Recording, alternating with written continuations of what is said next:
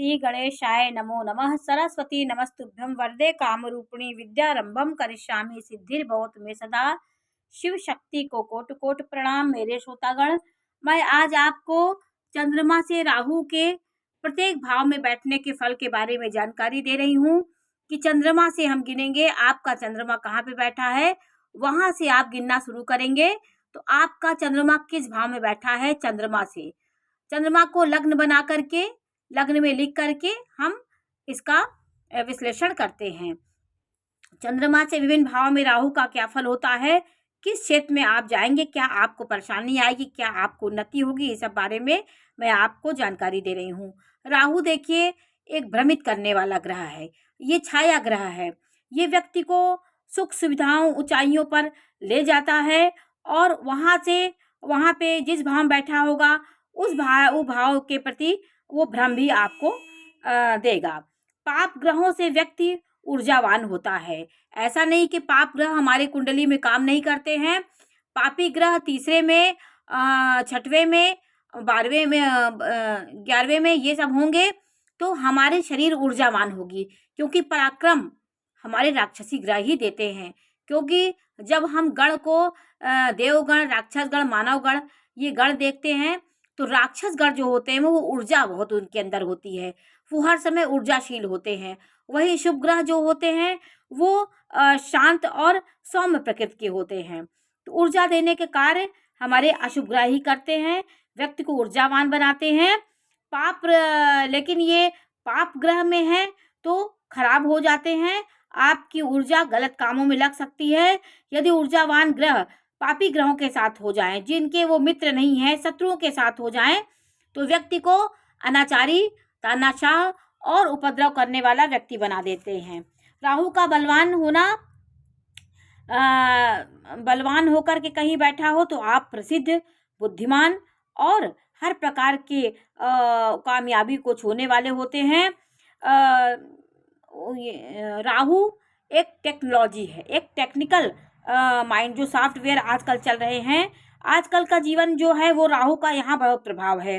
पहले में क्या था, गुरु का प्रभाव होता था, गुरु अपनी प्रतिभा से सबको विख्यात करता था। लेकिन आज राहु इन्हीं सब का जन्मदाता है।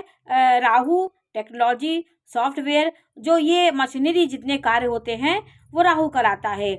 आज ज्योतिष के पास जो हो रहा है, ज्योतिष आज समाज के बीच में जा रहा है तो वो राहु का ही कार्य है। क्योंकि कलयुग में और ये जो काल चल रहा है इसमें राहु का बहुत बड़ा योगदान होता है। राहु ऊर्जा देता है, आपके माइंड को हर तरह से जुगाड़ू बनाता है। आप हर काम को करने में एक महारत हासिल करने वाले व्यक्ति होंगे। तो राहु का हर जगह बैठना अच्छा खराब नहीं होता है। ज्योतिष के माध्यम से आपको जागरूकता होती है। जब हम राहु का, टेक्नोलॉजी हमारी इतनी चल गई है, ऑनलाइन हर एक सारे कार्य हो रहे हैं, ज्योतिष के माध्यम से व्यक्ति की ज्योतिष हर जगह पहुंच रही है, ये हमारा राहु का ही प्रभाव है। क्योंकि राहु प्रभावी होगा तो टेक्नोलॉजी, ये सब चीज़ें, सॉफ्टवेयर और मोबाइल, ये ऑनलाइन जितने काम होते हैं सब राहु का ही प्रतिनिधित्व करता है, ये सब राहु के ही अंडर में आते हैं। तो लग्न में जिस भाव में राहु होगा उसी भाव से संबंध वो बनाता है। जिस भाव में वो बैठता है उस भाव से वो संबंध बना ले, उसका वो भाव हो जाता है, उसका घर हो जाता है। चतुर्थ में राहु का प्रभाव है तो आपको प्रेरित नहीं करता, वो आपको आलसी बना देता है, दूसरे के ऊपर आप निर्भर हो जाएंगे।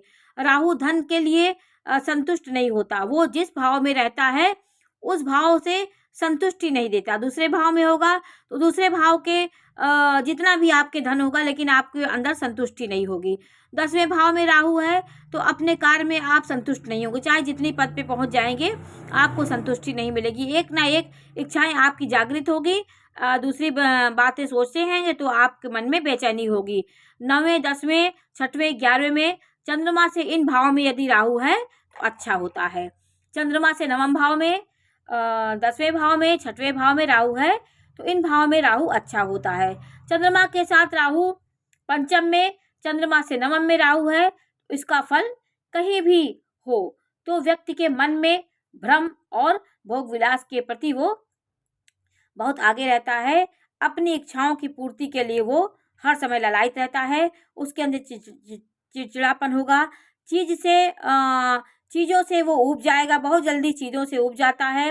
राहु और चंद्रमा का एक योग होता है। वो आपको माता के प्रति आपको लगाव दिखाता है। आपकी माँ आपके प्रति बहुत अच्छी होगी और आप अपने माता के प्रति स्वार्थी होंगे। माँ के प्रति आप बिल्कुल जिम्मेदारी नहीं निभाएंगे और चंद्रमा राहु से आपको भ्रमित करता है। आप निर्णय नहीं ले पाएंगे, स्वार्थी होंगे, अनुचित कार्य करने में आपका ज़्यादा मन लगेगा। ये पितृदोष के भी लक्षण हो सकते हैं। तो ये सब चीज़ें आपके जीवन में हो तो राहु के हिसाब से ही ये सब चीज़ें होती हैं। महिलाओं की मृत्यु भी ये दिखाता है राहु। राहु का 6, 8, 12 किसी में हुई किसी महिला की राहु है तो ये महिलाओं को कष्ट देने वाला राहु होता है। 6, 8, 12 में चंद्रमा के 5 घर राहु होगा तो व्यक्ति को जुगाड़ू बनाएगा। सॉफ्टवेयर में वो व्यक्ति सॉफ्टवेयर शेयर मार्केट ये सब चीज़ में बहुत आगे रहेगा। चंद्रमा से 5 घर यदि राहु है तो व्यक्ति को तिकड़म ही बना देगा। दिमाग उसका हर समय तिकड़म में रहेगा। जो दिमाग का स्वामी, क्योंकि राहु तिकड़म ही करता है, वो राक्षस था, तो नवम पंचम का योग हो जाता है। व्यक्ति का तेज दिमाग भी होगा। टेक्नोलॉजी, फाइनेंस और सॉफ्टवेयर और शेयर मार्केट में अच्छा फल प्राप्त करने वाला होगा। 5वें में राहु होगा तो व्यक्ति को अच्छी स्थिति देता है। आलस्य के कारण आपके काम बिगड़ जाते हैं। यदि मित्र राशि में है तो आप अच्छा है, आप किसी को धोखा देने में बिल्कुल आपको हिचक नहीं लगती है। पंचम भाव में राहु है, चंद्रमा से पंचम में राहु है तो आप धोखेबाज होंगे। किसी को धोखा देने में आपको जरा भी तकलीफ नहीं होगी। ये सब चीज़ें चंद्रमा से राहु के बैठने में हो। तो चंद्रमा से राहु पंचम में पंचम नवम में हो तो आपके दांतों की प्रॉब्लम आपको देते हैं। आपके दांत उबड़ खाबड़ होंगे। कहीं ना कहीं आपकी समस्याएं आपके रहेंगी। आपकी छवि समाज में बिगड़ सकती है। आप फैशन आदि में ज़्यादा खर्च करते हैं और चेहरा आपका थोड़ा सा ख़राब हो जाएगा। आप फैशन में इतने रहेंगे तो आप अपने चेहरे को ही ख़राब कर लेंगे। तो जैसे आप जो एक प्रकृति प्रदत्त जो आपका सुंदरता होगी उसको आप बिगाड़ लेंगे। तो ये सब चीज़ें पंचम भाव में होती हैं। चंद्रमा से राहु पंचम भाव में होगा तो अब नवम भाव में राहु होगा चंद्रमा से तो पारिवारिक सुख में कमी देता है। माता से अनबन देगा। दोष जरूर होगा। आपके जीवन में कहीं ना कहीं दोष आरोप लगने का एक होता है। धार्मिक आप कहीं ना कहीं धर्म से हट जाएंगे। आपको कहीं धर्म कर्म कर रहे हैं तो उसमें किसी कोई विघ्न बाधा आ जाएगी। आप डर जाएंगे, घबरा जाएंगे और किसी बात को आप बढ़ा चढ़ा के बताने वाले व्यक्ति होंगे। सबके भ्रम पैदा, एक रियल आप नहीं रहेंगे। कहीं ना कहीं आपके अंदर एक बनावटीपना होगा। जल्दी घबरा जाने वाले व्यक्ति होंगे, जल्दी जल्दी बोलते हैं और समस्या आपके सोचते हैं, समस्या आने से पहले घबरा जाते हैं। ये सब चीज़ें होती हैं। राहु चतुर्थ में है तो व्यक्ति के घर में घर का पारिवारिक वातावरण होगा। चतुर्थ में यदि राहु होगा तो पारिवारिक वातावरण आपका असंतुष्ट होगा। कहीं ना कहीं ये वहाँ पे उपद्रव मचाएगा। अब वहाँ पे परिवार के बीच भ्रम पैदा करेगा। आप एक दूसरे से भ्रमित रहेंगे। सुख सुविधाएं तो देता है लेकिन माता के प्रति आपको विशेष स्नेह भी दिलाता है। ये व्यक्ति जिससे लगाव करता है वो एकदम उसके ऊपर निर्भर हो जाता है। ये व्यक्ति के दिमाग पे भ्रम पैदा करता है और घर के वातावरण में कहीं कहीं ये पापी ग्रहों के साथ है तो भ्रमित करने वाला परिवार का वातावरण आपका अच्छा नहीं होगा। चंद्रमा से 7वें में राहु है तो आप कंफ्यूजन में रहेंगे। हर समय कुछ ना कुछ आपके कंफ्यूजन रहेगी कि ये करें कि ना करें। आपके विवाह में भी देर हो सकती है। कहीं ना कहीं विवाह देर होगी। विवाह होने के बाद भी आपको कहीं ना कहीं पति के या पत्नी के उग्र स्वभाव के कारण आपको परेशानी का सामना करना पड़ेगा। 7वें भाव में राहु है तो आपको प्रसिद्धि भी दिलाता है। दयालु होंगे, प्रसिद्ध होंगे, लेकिन आपका अपनी पत्नी से सामंजस्य नहीं हो पाएगा। कहीं ना कहीं मन मुटाव भी रहेगा। प्रभाव आपका जीवन में उसका बहुत कम होगा। केतु से ज़्यादा हानिकारक राहु होता है। चंद्रमा से 10वें घर में राहु होगा तो आपको मान सम्मान दिलाएगा। 10वें घर का राहु अच्छा होता है। इस घर में राहु होगा तो आपको अच्छा फल देगा। ये कार्य क्षेत्र में आपको उच्च पद पे ले जाएगा। अच्छे लोगों से आपके संपर्क होंगे, ऊंचाई पे ले जाता है। राहु 10वें में होगा तो आप प्रयास जरूर करें, कोई ना कोई कार्य में निरंतर लगे रहें, वहाँ से भ्रमित ना हो और मन से कार्य करेंगे तो आप बहुत ऊंचाई पे पहुंचेंगे। जिस कार्य को आप कर रहे हैं उसे तन मन धन से आप करें तो आपके लिए अच्छा होगा। 10वें भाव में राहु और तीसरे में राहु है तो ये उपचय हुआ। तीसरा स्थान, 10वां स्थान, 11वां स्थान, 7वां स्थान, ये उपचय 6वां, तीसरा, 6वां, 10वां, 11वां उपचय स्थान होता है। इस स्थान में राहु अच्छा होता है। ये उपचय स्थान में व्यक्ति को मेहनत कराएगा, यात्राएं कराता है, परिवर्तन कराएगा आपके जीवन में। सफलता के लिए आप कहीं ना कहीं मेहनत करेंगे और आपको सफलता भी जरूर मिलती है। तो तीसरे भाव का राहु अच्छा होता है। 11वें भाव में राहु यात्राएं ज़्यादा कराता है, अधिक आपको धन में लाभ दिलाएगा। कहीं ना कहीं लेन देन मैनेजमेंट आदि आप बहुत अच्छे से करते हैं और शांत रहते हैं। आपका मन शांत नहीं रहता, अशांत प्रकृति के आप हैं। उतार चढ़ाव जीवन में बना रहता है।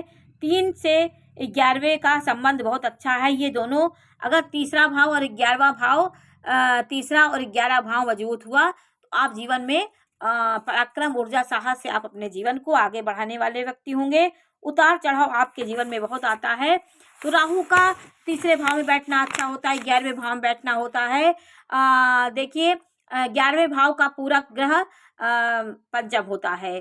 पंचम के मजबूत होने से आपका 11वां भाव मजबूत होगा। तो पंचम को मजबूत होने की जरूरत है। भ्रम आपके 11वें भाव में होगा तो आपको भ्रमित करता है, भ्रम आपके अंदर ज्यादा होगा। चंद्रमा से दूसरे भाव में राहु का होना व्यक्ति को 12वें भाव में व्यक्ति को मेहनत बहुत कराएगा और सफलता आपके जीवन में आएगी। कहीं ना कहीं आपको घर से बाहर भी रहना पड़ सकता है और कई दिन तक आपको अपने घर से बाहर, कुटुंब से आपको बाहर ही ले जाएगा राहु। तो ये सहयोग आपके परिवार को, आपका कुटुंब से आपको कम सहयोग मिलता है। बाहरी लोगों के साथ आपका संपर्क ज़्यादा अच्छा होता है। आप स्वार्थी होते हैं। पारिवारिक प्रेम में आपको नहीं मिलता। शुभ आचरण करें, संयमी रहें तो आपके जीवन में कुछ अच्छा भी हो सकता है। खर्च में वृद्धि कराता है 12वें भाव का राहु, तो आपके जीवन में नाना प्रकार के अनावश्यक खर्च निकल जाते हैं। उन्नति में ये बाधा देता है। टेक्नोलॉजी के संबंध में आपको कोई ना कोई कार्य कर रहे हैं तो उसमें आपको नींद आने लगेगी, आपको विचलित आप हो जाते हैं। तो 4, 8, 12 में राहु आपको नींद से ग्रसित करेगा। 4, 8 मोक्ष भाव में यदि राहु है 4, 8, 12 में तो आपको बहुत नींद आती है, आपको हर समय आलस बना रहता है। और 6वें में राहु होगा तो शत्रुओं से आप शत्रुओं को दबा के रखेंगे। 6वें भाव का राहु अच्छा होता है, आपको शत्रुओं को दबा के रखें। जीवन में सफल होते हैं, तेज बुद्धि आपकी होती, कहीं ना कहीं ऊंचाई पे आप पहुंच जाते हैं और मानसिक स्थिति आपकी बहुत ऊंची होती है और धन कमाने में आप हर तरह का जुगाड़ करते रहते हैं। अनुचित कार्य करके भी आप धन अर्जित करते हैं। लॉटरी, सट्टा आदि खेल करके भी आप अपने पैसे को बढ़ा सकते हैं। तो यहाँ जुआ, सट्टा, लॉटरी आपके लिए फलित भी हो सकता है। दूर देशों में आप जाकर भी लाभ कमा सकते हैं, ये 6वें भाव का राहु देता है। तो कुछ कुछ भाव ऐसे हैं जहाँ राहु आपको अच्छा परिणाम देता है। अच्छे ग्रहों के साथ हो तो राहु उच्च का हो, 3 में हो, 2 में हो, ये राहु की उच्च राशियां हैं। तो तीसरे में मिथुन राशि में, वृष राशि में राहु अच्छा होता है। तो राहु के प्रत्येक भाव में जानकारी मैंने दी। आपको जानकारी कैसी लगी? आप हमारे चैनल को आपको पसंद आ रहा हो तो मेरे चैनल को लाइक करिए, कमेंट्स करिए, शेयर करिए। आपको मैं ऐसे हर ग्रहों के बारे में जानकारी देती रहूँगी। नमस्कार।